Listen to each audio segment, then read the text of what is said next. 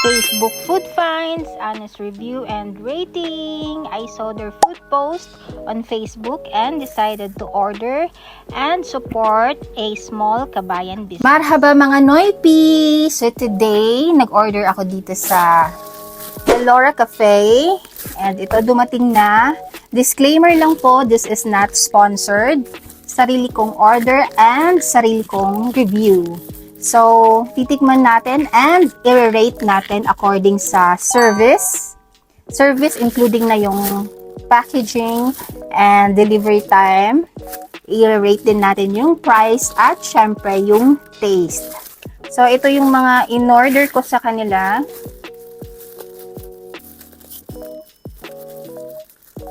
Yan. Nakalagay siya sa supot and yan.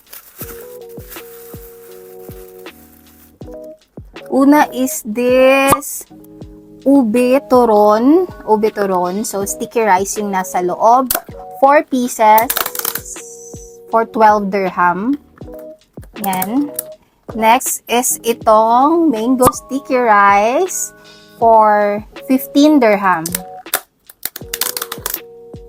Wow.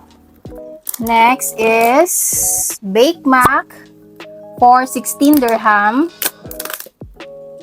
Yan.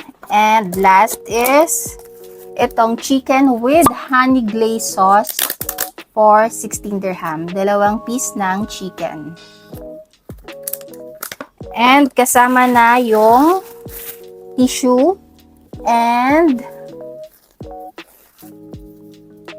4 na spoon. So, try na natin.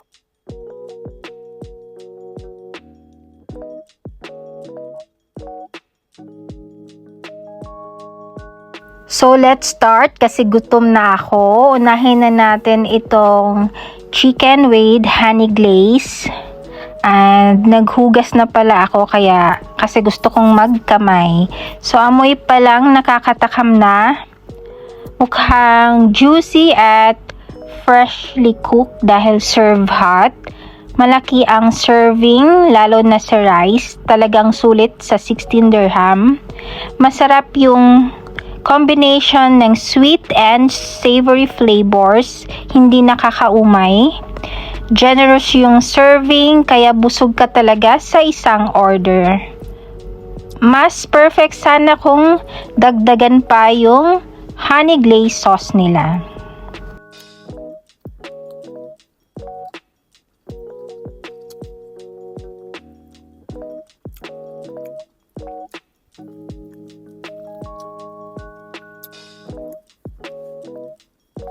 Rating ko dito, 9 out of 10. Next naman natin itong baked mac. Ang laki rin ng servings at bagong luto kaya serve hot talaga. Creamy, cheesy at flavorful siya. Sakto yung lasa at hindi talaga tinipid yung sauce. For 16 dirham, sulit na siya. Nagustuhan ko talaga at isa ito sa mga babalik-balikan ko. So, ang rate ko dito, 9.5 over 10. Next naman, itong ube sticky rice turon with sesame seeds. Kakaiba siya compared sa usual na turon na may banana. Crispy yung outside, sweet at talagang siksik yung feeling. May cheese pa sa loob, pero personally, hindi ko masyadong nalasahan yung ube flavor. Masarap naman siya, pero kung pagpipiliin ako, mas favorite ko pa rin yung classic turon na may saging. Rate ko dito, 8 over 10. And lastly, itong mango sticky rice. Isa ito sa favorite Thai dessert ko. Itong mango sticky rice. Usually, nasa 35 to 45 dirham to sa mga Thai restaurant or sa Global Village. Bumibili ako nito. Pero sa kanila is 15 dirham lang. Ang generous ng serving ng sticky rice. Hindi yung konti na parang bitin. Sweet at madami yung serving ng mangga nila. Pero personally, nakulangan ako sa coconut sauce nila. Gusto ko yung malapot at more creamy, but overall masarap naman. Rate ko dito is 8/10. So sa service, mabilis naman silang mag-reply. Within 3 minutes, may response agad.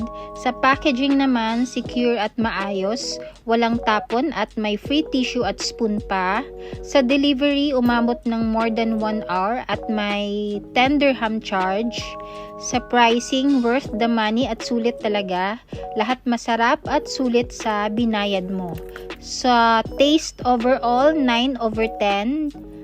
And that's it. Comment down below kung gusto nyo pa ng ganitong food review at supporting small online businesses. At kung may suggestion kayo kung ano pa next nating itry, let me know. And thanks for watching!